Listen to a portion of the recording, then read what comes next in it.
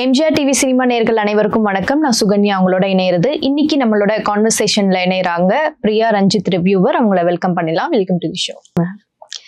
So எப்படி ma'am இருக்கீங்க? நல்லா இருக்கேன். நீங்க எப்படி? நல்லா இருக்கேன். ஓகே, பிக் பாஸ் வந்து ரொம்ப ஒரு 4 நாள் கடந்துருச்சு. பயங்கர ஒரு நெகட்டிவ் இதுல வந்து தான் போயிட்டு இருக்கு. ஆரம்பத்துல இருந்தே ஒரு பாசிட்டிவிட்டியுமே எங்கேயுமே பார்க்க முடியல. ஸோ இன்னைக்கு நேத்துக்கான எபிசோட் பாத்தீங்களா? பார்த்தேன். நேத்து எபிசோடும் பார்த்தேன், லைவும் பார்த்தேன். வழக்கம் போல ரெகுலரா நடக்கிற சண்டைகள், சர்ச்சைகள் அந்த மாதிரி தான் இருந்தது. டாஸ்க்கும் வந்து இந்த வாட்டி கொஞ்சம் டிஃப்ரெண்டா தராங்களோ அப்படின்னு தோணுச்சு. ஓகே, இப்போ இந்த கேப்டன்சி டாஸ்க் வந்து டிஃப்ரெண்டா இருக்கு அப்படிங்கிற மாதிரிலாம் நம்ம பேசிக்கிட்டோம். இப்போ 2 ரவுண்டு முடிஞ்சிருச்சு. அடுத்த இந்த ரவுண்ட்ல யார் வின் பண்ணுவான்னு நினைக்கிறீங்க? எனக்கு தெரிஞ்சு துஷார் வந்து நேத்து செம்மையா டப்புன்னு அடிச்சு தோச்சு எப்படியோ ஃபர்ஸ்ட் பிளேஸ்க்கு வந்துட்டாரு. எனக்கு தெரிஞ்சு அவர் ஜெயிக்க வாய்ப்பு இருக்கு. அவர் தலைவர் ஆவாரு அப்படிங்கிற மாதிரி எனக்கு தோணுது. ஏன்னா அவர் கூட செலக்ட் ஆயிருக்கவங்க பிரவீனா இருக்கட்டும் அண்ட் ஆதிரியா இருக்கட்டும், 2 பேருமே டஃப் தான்.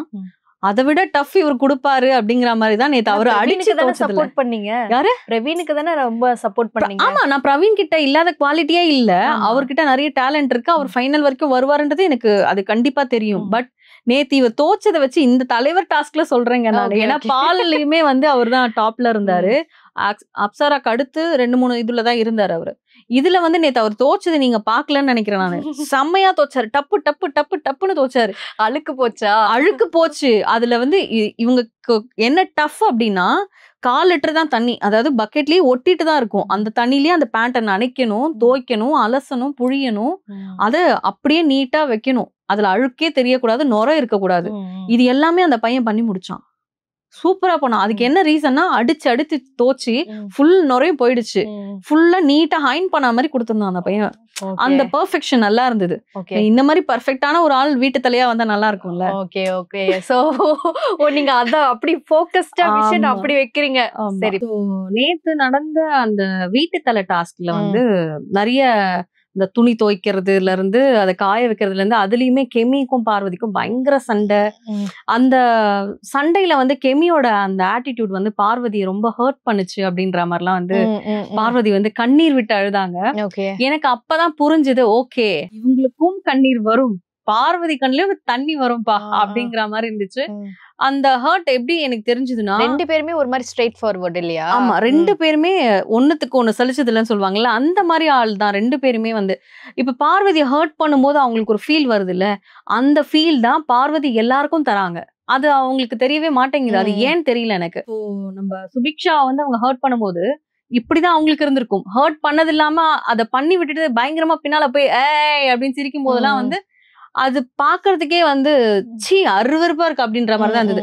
ஆனா நேத்து கெமி வந்து ஒரு டாஸ்க்குக்காக தான் அதை பண்ணாங்க. பர்டிகுலரா பார்வதி மாதிரி மைண்ட்ல ஒரு விஷயத்த வச்சு அதை வந்து செஞ்சு முடிக்கணும் அப்படிங்கிறதுக்காக எல்லாம் அவங்க பண்ணல. டாஸ்க்ல ஃபர்ஸ்ட் ரூல்ஸை ஃபாலோ பண்ணாம பேண்ட் எடுத்ததுக்கு அப்புறம் தான் தண்ணி பிடிக்கணும்.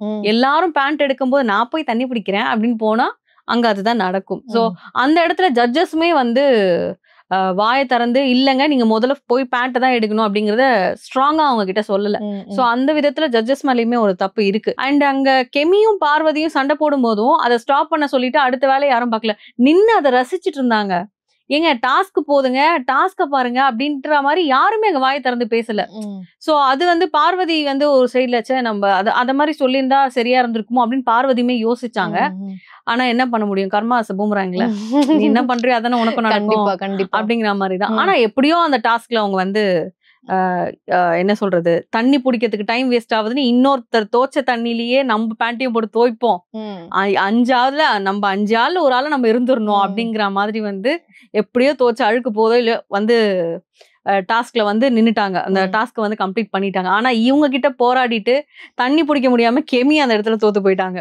ஆனா டஃப் ஃபைட் கொடுக்குறாங்க, அதுதான் நம்மளுக்கு விஷயம். இது வரைக்குமே நடந்த போட்டிகள்ல சீசன்ஸ்ல எல்லாருமே அவங்கவுங்களுக்கான ஒரு தனி கேம் யுக்தி ஒண்ணு வச்சிருப்பாங்க. இப்போ இந்த சீசன் 9ல வந்து ஆல்ரெடி இவங்க எல்லாருமே வந்து ரொம்ப டிஜிட்டலைஸ்டா ஃபுல்லாவே நல்ல வெல் பிளான்டா தான் இருந்து ஒரு கான்செப்டுவலா வந்து பண்ணியிருப்பாங்க. ஸோ அப்படி இருக்கிறவங்களுக்கு வந்து இப்போ இது ஒரு பிளாட்ஃபார்ம் கிடைச்ச உடனே பயங்கர ஒரு கிரியேட்டிவ் சென்ஸா இது பண்ணலாம் அது பண்ணலாம் அப்படின்னு சொல்லிட்டு தான் வந்து ப்ளே பண்றாங்க. இதுல வந்து ரொம்ப வெட்ட வெளிச்சமா தெரியுது இவங்க பண்றது, அப்பட்டமா மாட்டிக்கிறாங்க அப்படின்னா நீங்க யாரை சொல்லுவீங்க? நான் நம்ம தலைவர் தான், திவாகர் தான், வேற யாரு? அப்பட்டமா தெரியுது. ம். அவரு வந்த அந்த ஒரு 2-3 நாள் வந்து கொஞ்சம் இரிட்டேட் பண்ற மாதிரி இருந்துச்சு. ம். அதுக்கப்புறம் வந்து நான் சொன்ன மாதிரிதான் நேத்து ஒரு இதுல சொல்லியிருந்தேன். அந்த சேனல்ல குறை சொன்னாங்க. இப்படி ஒரு கேவலமான ஒரு ஆளை வந்து நீங்க எடுத்திருக்கீங்க, சேனலோட தரமே குறைஞ்சு போச்சு அப்படின்லாம் சொன்னாங்க. ஆனா அதே மக்கள் தான் வந்து லைவ்ல வந்து திவாகருக்கு ஃபயர் விடுறாங்க. திவாகர் எல்லாம் பார்க்கவே முடியலன்னு சொல்றாங்க இந்த சீசனை. அப்ப ஏதோ ஒரு விஷயம் திவாகர் அங்க பண்றாரு. அங்க வந்து ஏதோ ஒரு விஷயம் மக்களை வந்து அவர் அட்ராக்ட் பண்றாரு. நெகட்டிவ் வேலையோ பாசிட்டிவ் வேலையோ. மக்களுக்கு எப்பவுமே நெகட்டிவா போனாலோ போர் அடிச்சாலோ அந்த அந்த பார்க்க மாட்டாங்க, ஆஃப் பண்ணிட்டு போயிடுவாங்க. ஆனா நெகட்டிவா ஒரு விஷயம் நடக்குதுன்னும் போது டிஆர்பி ஏறும், வியூஸ் ஏறும், எல்லாமே ஏறும். அப்ப திவாகர் கிட்ட ஏதோ ஒண்ணு இருக்குன்றீங்க? இருக்கு, கண்டிப்பா இருக்கு. எனக்கு ஏன் எடுத்தாங்க, இப்படி ஒரு நெகட்டிவான பர்சனை ஏன் எடுக்கணும், என்ன தகுதி இருக்கு, ஏன் இவ்ளோ தரம் கரைஞ்சு போயிட்டாங்க அப்படிங்கிற மாதிரி நானுமே யோசிச்சேன். டே 1 நானா நம்பவே இல்லை அவர் வராரு. நம்ம சேனல் இந்த அளவுக்கு எல்லாம் இறங்க மாட்டாங்கப்பா அப்படின்னு. ஆனா ஃபர்ஸ்ட் ஆளா அவர் வந்தாருன்னும் போது பயங்கர ஷாக்கா இருந்தது எனக்கு. அப்புறம் ஃபர்ஸ்ட் டே பார்க்கும்போது இரிட்டேட் ஆச்சு. வாண்டடா எல்லாத்துக்கும் கோவப்பட்டாரு, எல்லார்கிட்டயும் கோவப்பட்டாரு, எல்லாரையும் ஏ போ அப்படின்னு சொல்றாரு, இந்தாப்பா போப்பா அப்படின்றது. கிட்டத்தட்ட 3வது நாள் வரைக்கும் அதை பண்ணிட்டு இருந்தாரு. 4வது நாள்ல இருந்து நான் வேற ஒரு திவாகரை பாக்குறேன். அவருக்குள்ள ஒரு என்டர்டைன்மெண்ட் இருக்கு. ஒரு அவரை நம்பி ஒரு டாஸ்க் பிக் பாஸ் கொடுக்குறாரு. நீங்க பண்ணுங்க, நீங்க தான் வந்து நடிப்பு சொல்லி கொடுத்து நடிக்க வைக்கணும் அப்படின்னு. ஒருவேளை அவரை கலாய்க்கிறதுக்காக கூட அந்த டாஸ்க் கொடுத்துருக்கலாம். ஆனா அந்த 19 பேரையும் வச்சு அந்த டாஸ்க் நல்லபடியா முடிச்சாரு.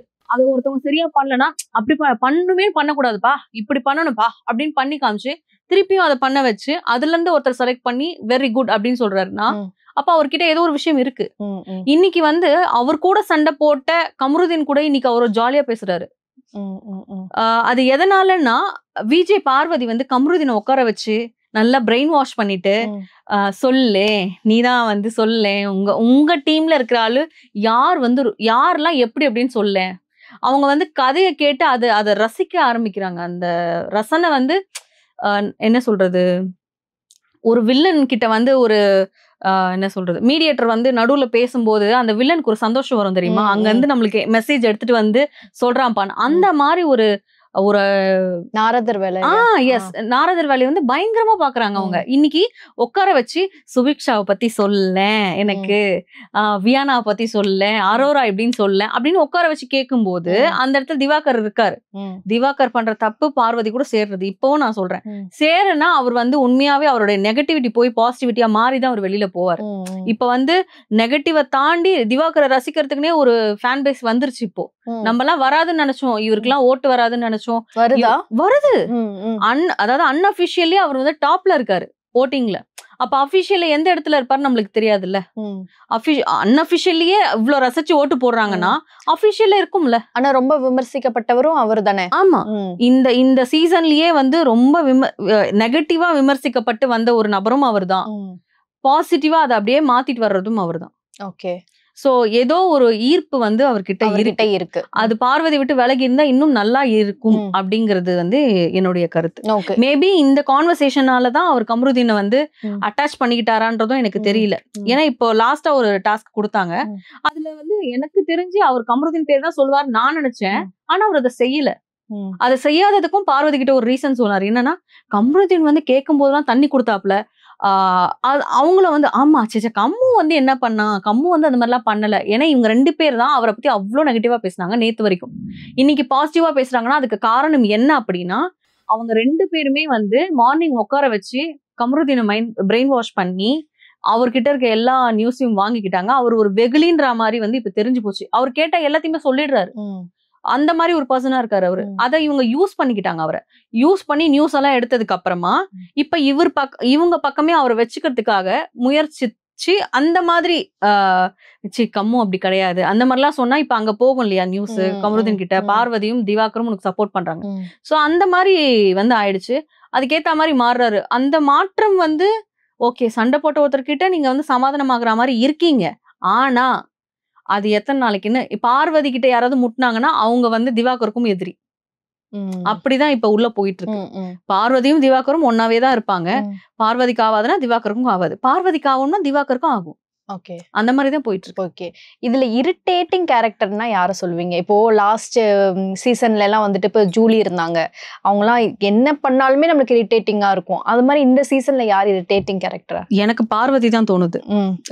இரிட்டேட்டிங்னா ஆமா, அது ஆமா, எனக்கு பார்வதி தான். அது யார் என்ன சொன்னாலும் எனக்கு அதை பத்தி கவலை கிடையாது. எனக்கு அவங்களாலதான் கேமும் மூவ் ஆகுது, அவங்களாலதான் கண்டென்ட்டும் கிரியேட் ஆகுது, அவங்க பண்றதுதான் நெகட்டிவும் ஸ்ப்ரெட் ஆகுது, அவங்களாலதான் எல்லாமே நடக்குது. ஆனா ஏதோ ஒரு விஷயம் நம்மளுக்கு சீனு செய்ய தோணுது. நம்ம அந்த டைம்ல அந்த ஷோவை பாக்குறோம் இன்ட்ரெஸ்டா, நம்மளுக்கு எவ்வளவு டைம் போகுதுன்னு கூட தெரிய மாட்டேங்குது. அவங்க பண்றதெல்லாம் ஐயோ எப்படி பண்றாங்க பாரு, எப்படி மூட்டி விடுறாங்க பாரு, எப்படி இப்படி நடக்குது பாரு. அதாவது அங்க ஒரு டாஸ்க் முடியுது, அந்த இடத்துல 2 பேர் தேர்ந்தெடுக்கப்படுறாங்க, வேற ஒரு இடத்துக்கு போயே ஆகணும் நீங்க அப்படிங்கிறதுக்காக. அதை வச்சு அவங்க 2 பேர்கிட்டயும் பிளே பண்றது. நீ பண்றது பிளே தான், அது நல்லா தெரியுது, அது குட் பிளே, சூப்பர், நீ வாங்குற காசுக்கு அங்க நல்ல வேலை செய்யற, ஓகே. ஆனா மக்களுக்கு ஒரு வகையில பாக்கும்போது இப்ப சீரியல் பாக்குற மாதிரிதான், சீரியல்ல வில்லியா நடிச்சா நம்ம வில்லியாவே பாப்போம் அவங்கள வெளியிலயும். அந்த மாதிரிதான் இப்ப பார்வதியும் உள்ள பாக்குறாங்கன்னு நான் நினைக்கிறேன். நேத்து வரைக்கும் நானுமே வந்து நீ என்ன பண்றியோ அதான் நடக்கும், பாசியா இருக்கணும், பாசியா எல்லாம் பண்ணணும், அது இப்பவும் நான் சொல்றேன், அதுல இருந்து மாற்று கருத்தே கிடையாது. அவங்க பாசியா தான் இருக்கணும்னு நினைக்கிறாங்க, வேலை செய்யக்கூடாதுன்னு நினைக்கிறாங்க, எல்லாமே இரிட்டேட் பண்ற மாதிரி தான் பண்றாங்க. ஆனா அது ஒரு கட்டத்துக்கு மேல ஷோக்கு அதுதான் ஈர்ப்ப கொடுக்குது அப்படின்னும் போது அந்த பர்சனை அவ்வளவு சீக்கிரம் வெளியே அனுப்பவும் மாட்டாங்க. அந்த பர்சனால தான் நம்ம அந்த ஷோவும் பாக்குறோம். ஓகே, சோ அந்த வகையில வந்து இரிட்டேட் பண்ற ஃபேஸும் பார்வதி தான், பார்வதியால் தான் ஷோவும் ஓடுது. Okay, better you walk away அப்படின்னா யாரு? I think Nandini. Why? Nandini வந்து ஒரு 3 டேஸ்க்கு முன்னால, இது யார் லைவ்ல பார்த்தாங்கன்னு எனக்கு தெரியல, எபிசோட்ல இது போட்டாங்கன்னா நான் சரியா நோட் பண்ணல, ஆனா எபிசோட்ல போடல, லைவ்ல வந்து பாக்குறேன். ஒரு சாதாரணமா ஒரு டாஸ்க் நடந்துட்டு இருக்க, ஒரு டாஸ்க் ஒரு லெட்டர் படிக்க போறாங்க, சடனா ஒரு பொண்ணு அழுவுது. யாருன்னு பார்த்தா நந்தினி. அது சாதாரண அழுகையே கிடையாது, அது ஏதோ நான் நினைச்சேன் ஒருவேளை டிராமா ஏதோ கிரியேட் பண்றாங்களோ அப்படின்னுட்டு. ஆமா, அப்படி யூசுவலா தானே நடக்கும். ஆமா, ஏன்னா மக்களுக்கு எப்படின்னா ஃபர்ஸ்ட் வீக் யார் அழுகுறாங்களோ நீங்க நல்லா நோட் பண்ணி பாருங்க, அவங்கள ஃபினாலே வரைக்கும் மக்கள் கொண்டு போவாங்க.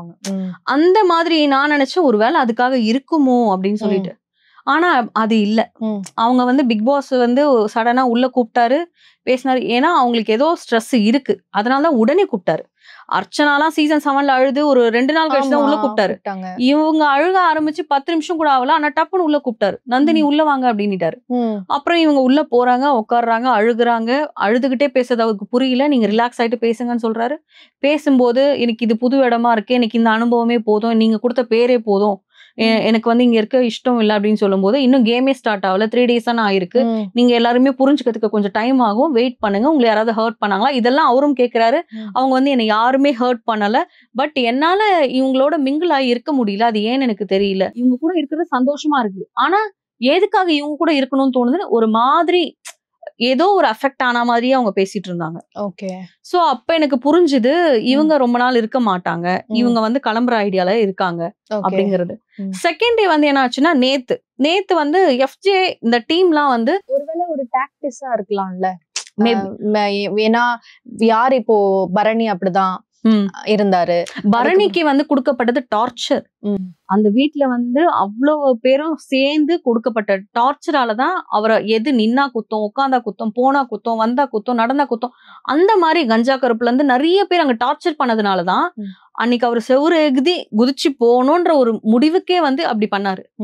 ஆனா அதுக்கு அடுத்து பாத்தீங்கன்னா வந்து சீசன் 7ல வந்து ஒரு பாடலாசிரியர் நினைக்கிறேன், அவர் பேர் எனக்கு சரியா தெரியல, ஆனா அவர் வந்திருந்தாரு.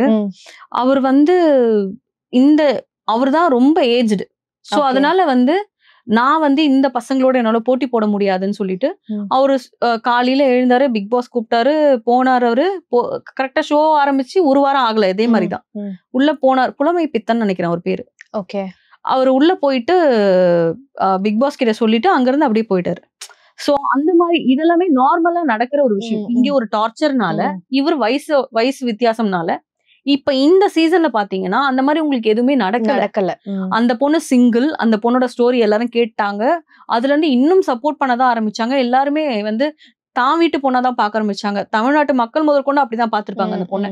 ஆனா அந்த பொண்ணு இப்படி அழுகுதுன்னும் போது ஏதோ ஒரு விஷயம் இருக்குன்றத வந்து டீமுக்கு தெரியும். சோ அது நம்மளுக்கு தெரியாம இருக்கலாம். அப்போ அவர் கூப்பிட்டு பேசினதுக்கு அப்புறமாவும் ஒரு 1/2 hour வரைக்கும் அந்த பொண்ணு வந்து கண்ட்ரோல் ஆகல. நேத்து அந்த டீம் இங்க வந்து எல்லாருமே உட்கார்ந்து பேசிட்டு இருக்காங்க. அப்ப நந்தினிக்கு பர்சனல் இஷ்யூஸ் ஏதோ இருக்கு, அதனாலதான் அவங்க வெளில போகணும்னு நினைக்கிறாங்க. ஓகே, அப்படி எனக்கு தோணுது. அப்ப இவங்க எல்லாரும் பேசிட்டு இருக்கும்போது நார்மலா இப்போ உங்களை மாதிரி நான் நடிச்சு காட்டுறேன்னா நீங்க என்ன பண்ணுவீங்க? சூப்பரா பண்றேன் பாரு.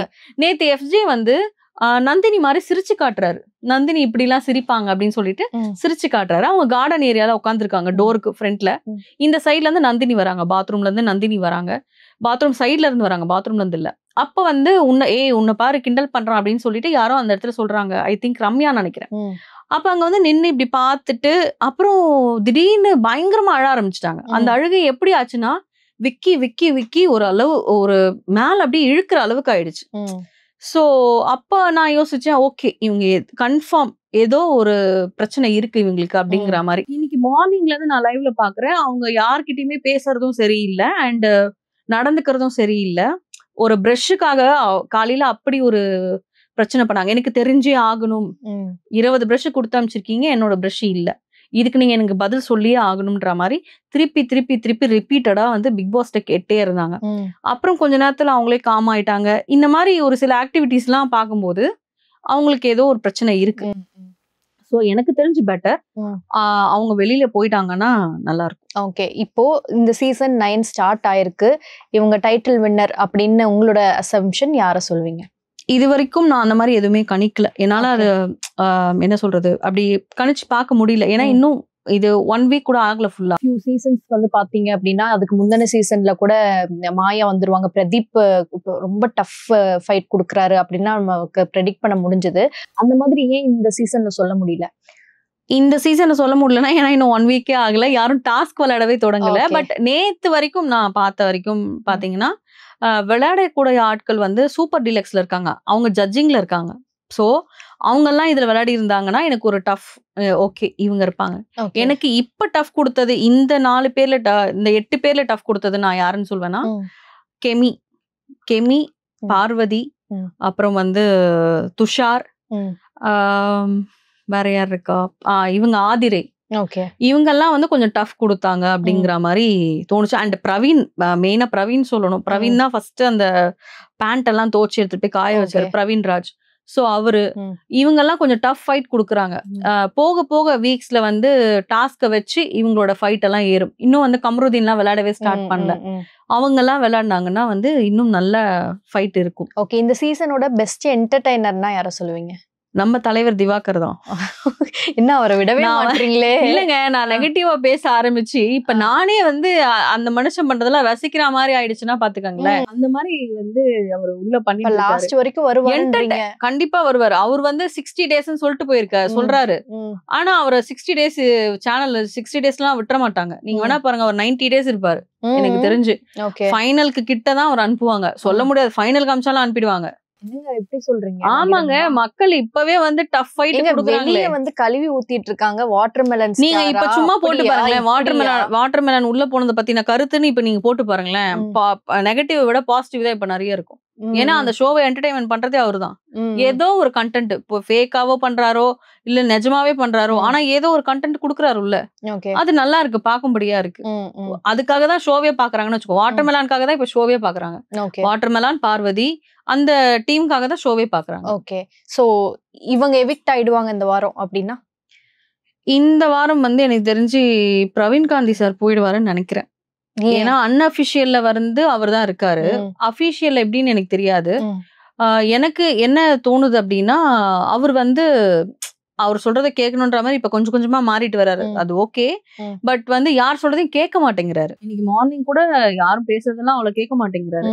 அவர் ஏதோ பேசணும் அப்படிங்கிறதுக்காக பேசுறாரு. இல்ல சார், நீங்க சொல்ல வர்றதுலயே தப்பு இருக்கு சார் அப்படின்னாலும் அதை வந்து நான் சொல்றதுதான் அப்படின்ற மாதிரி ஒரு ஆட்டிடியூட்ல இருக்காரு. அவர் பாட்டுக்கு தனியா இருக்கிறாரு, தனியா ஷேடோ, ஏதோ கொஞ்ச நேரம் எல்லாரு கூடயும் உட்காந்து பேசுறாரு, அப்புறம் நடக்கிறாரு, அதெல்லாம் பண்றாருதான். பட் அவர் ஷோல இருந்தாலும் டாஸ்க் எப்படி விளையாடுவாருன்னு நம்மளுக்கு தெரியாது.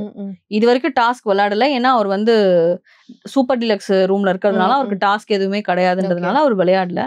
பட் விளையாட தொடங்கினா மேபி சேரன் சார் மாதிரி ஒரு 70 to 75 டேஸ் இருக்க வாய்ப்பு இருக்கு. ஓகே, இப்போ டே 1ல இருந்தே வந்து பிக் பாஸ்ல பாத்தீங்க அப்படின்னா டாஸ்க் தான் கொடுத்துட்டு இருக்காங்க, டிஃப்ரெண்டா வந்து கொடுக்குறாங்க.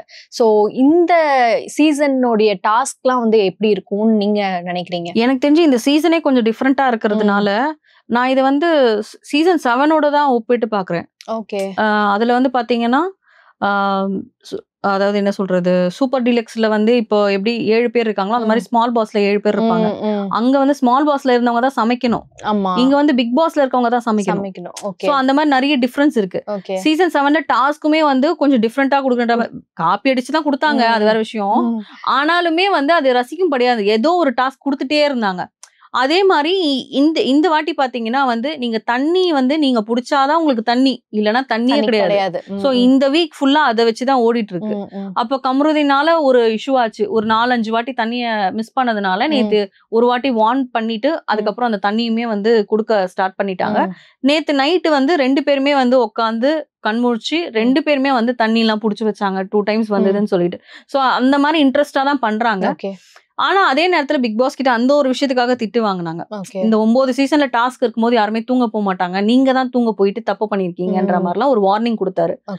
அந்த மைண்ட்ல ஏத்திக்கிட்டு உடனே அதை திருத்தணும்ன்றதுக்காக 2 பேருமே நைட்டு உட்காந்து எல்லாமே பண்ணாங்க. அந்த வகையில சூப்பர்னு சொல்லலாம். அதை தொடர்ந்து பாத்தீங்கன்னா பால் டாஸ்க்னு ஒண்ணு நடத்துனாங்க. அது வீட்டு தலைக்காக ஒரு பால் டாஸ்க். இந்த வாட்டி கேப்டனை வந்து தலன் தான் கூப்பிடணும். ஆமா, கேப்டன்சி டாஸ்கே டிஃபரெண்டா இருக்கு இல்லையா? இந்த வாட்டி கேப்டன்சி டாஸ்க் டிஃபரெண்டா இருக்கிறதுனால சோ ஃபர்ஸ்ட் டாஸ்க் வந்து பால் டாஸ்க் வச்சாங்க. அதுல இருந்து ஒரு 8 பேரை செலக்ட் பண்ணி எடுத்தாங்க.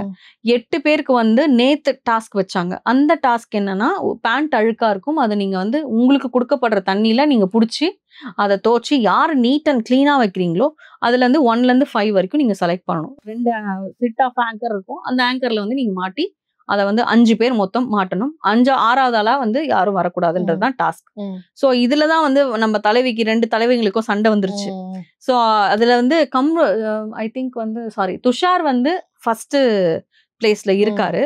அண்ட் வேற யாரு இருக்கா, ஃபர்ஸ்ட் பிரவீன் வந்து மாட்டினாரு, அப்புறம் துஷார், அப்புறம் வந்து ஆதிரை, அப்புறம் வந்து இவங்க நந்தினி, அப்புறம் பார்வதி. இவங்க 5 பேர் வந்து முடிச்சாங்கன்னு நினைக்கிறேன். அதான் இப்ப நான் கேட்க வந்தேன், நந்தினி தானா? நந்தினி ரொம்ப அஃபெக்ட் ஆயிருக்கு. இல்ல, அவங்க நேத்து அத டஃபா சொன்னாங்க, நான் வந்து டாஸ்க் எல்லாம் ஜெயிப்பேன் அப்படிங்கிற மாதிரி தான் சொன்னாங்க. நேத்து நைட்ல இருந்து தான் திருப்பி ஸ்டார்ட் பண்ணாங்க எழுதுறதுக்கு. சோ இவங்க எல்லாருமே செலக்ட் ஆனதுல வந்து அதுல இருந்து வந்து ஒரு 5 பேர் மட்டும், 5 பேர்ல லைன் பை லைனா வந்ததுல வந்து துஷார், அப்புறம் வந்து பிரவீன்ராஜ், அப்புறம் வந்து ஆதிரை, இவங்க 3 பேர் வந்து செலக்ட் ஆயிருக்காங்க. கேப்டன்சி தல டாஸ்க்ல. அதனால இந்த பிக் பாஸ்ல வந்து தலைக்கு வந்து ஸ்பெஷல் ரூம் இல்லையா? இந்த வாட்டி ஸ்பெஷல் ரூமும் இருக்கு. ஸ்பெஷலான ஒரு பவர் என்ன அப்படின்னா, இந்த வார தலைவர் தான் வந்து தொடர்ந்து 15 வாரமும் தலைவர் போட்டியில செலக்ஷன் இல்லாமலே தலைவர் போட்டியில கலந்துக்கலாம், தொடர்ந்து நீங்க கலந்துக்கலாம். இப்ப நீங்க இப்போ நான் உதாரணத்துக்கு சொல்றேன், இப்ப நான் வந்து இந்த வாட்டி செலக்ட் ஆயிட்டேன், நெக்ஸ்ட் வீக் வந்து நான் சரியா விளையாடலனாலும் நான் அந்த தலைவர் போட்டியில பங்கேற்கலாம். அந்த ஒரு பவர் எனக்கு கொடுத்துருக்காங்க. 15 வாரம் நான் இருக்கேன்னா 15 வாரமும் நான் அதை பண்ணலாம். நடுவுல எலிமினேட் ஆயிட்டு போயிட்டேன்னா யாராவது இருப்பாங்க. சோ அந்த மாதிரி சூப்பர். இந்த மாதிரி டிஃப்ரெண்டான நிறைய இது கொடுத்துருக்காங்க. ஓகே, இந்த சீசன் வந்து எப்படி போகுது, இன்னும் அப்கமிங்ல என்னென்ன ட்விஸ்ட் அண்ட் டர்ன்ஸ் எல்லாம் இருக்குங்கிறத வந்து பொறுத்து இருந்து பார்ப்போம். இன்னைக்கு எபிசோட்ல வந்து கலந்துக்கிட்டதுக்கு நன்றி.